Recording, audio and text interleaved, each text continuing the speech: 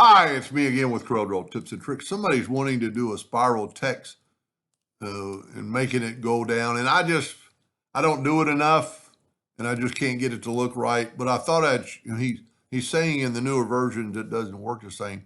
Well, this is the same thing. Um, so I made the same shape that I would put my text into. I'm going to change this up and put a round ball in there. So to get the round ball, I need to find out how big this thing is. I'm going to go parallel dimension tool, and it's 13.17 inches. And I could have done that by right here. Didn't even think about that because that's the highest point. So I'm going to get an ellipse and make it that 13.78. And I'm going to take it right in the middle, and I'm going to have it snap to the midpoint. No, I'm not quite there. Maybe I'm a little bit off on the 13.173. Yeah. 13.173. Okay.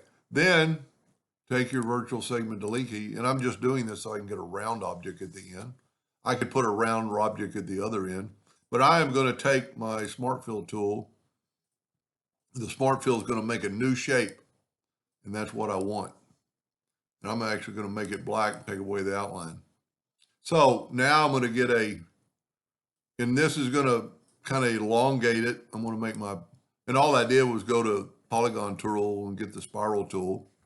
But you need to, when you make a deal, you want to have the arrows going this way, much like you would in the text.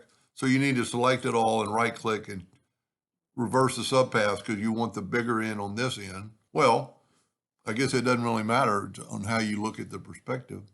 Now you're going to grab this and go to Artistic Media Tool and get the brush stroke, and you'll see a save button. And I'm going to call this arrow 3. As soon as you save it, it's usable, and get your eyedropper.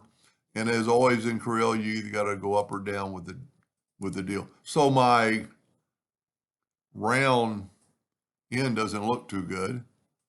Let me type in 2. Let's make it like 4. Wow, make it 12. So my round idea didn't work.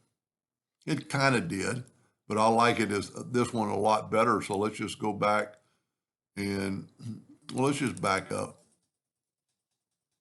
Doesn't take just a second, except for I did that several times. I like the square, blunt look.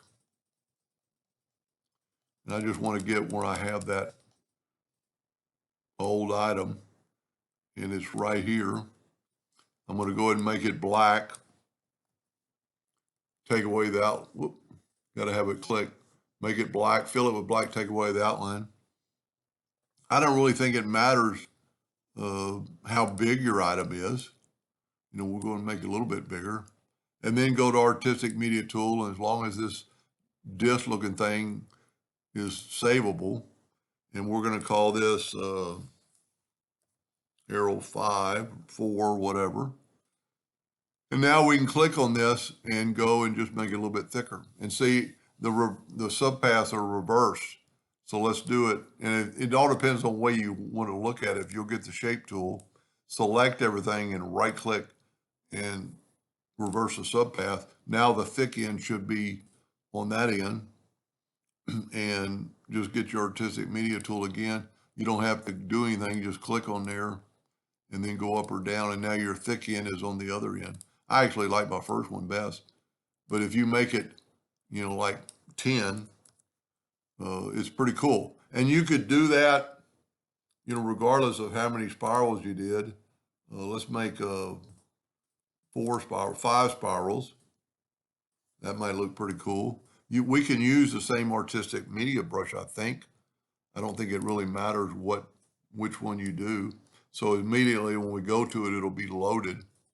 And just click on it and go down. And look at that. That's pretty cool.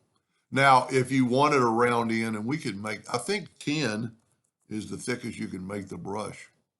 I don't think you can go past 10. Let's try 12.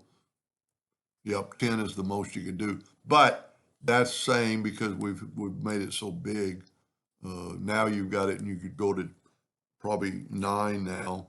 Whoop. I guess it's not relative.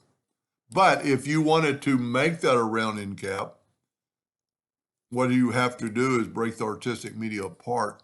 And see, now you can see our stroke there. And we left click, right click.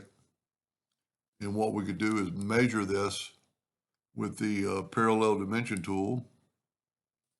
And it is from that node to that node is 4.85. So make an ellipse 4.85. And also you could do this. If you click, you should have a midpoint, hold down the control and the shift, and you can kind of verify, then go 4.85. And then you could take away that and just smart fill in black this to get that round look. Pretty cool. There's a lot you can do with this. I used to play around with this tool quite a bit. If we left click, right click, and we control D to make a duplicate and then mirror it the other way, and actually mirror it both ways and pull one of them out and then bring that one over there. Let's get it really, really close, because we're going to have to be dead on for this to work. And just grab that node right there and put it right to that node. I would strongly just cut that out and use your smart fill tool again to smart fill everything in. Then you're going to get that. Anyway, I'm sorry I couldn't help him with the font. I can't never get it. I have done spiral, but I've done it with text to path instead of the artistic media tool. Anyway, I hope that helped them a little bit. Thank you for watching.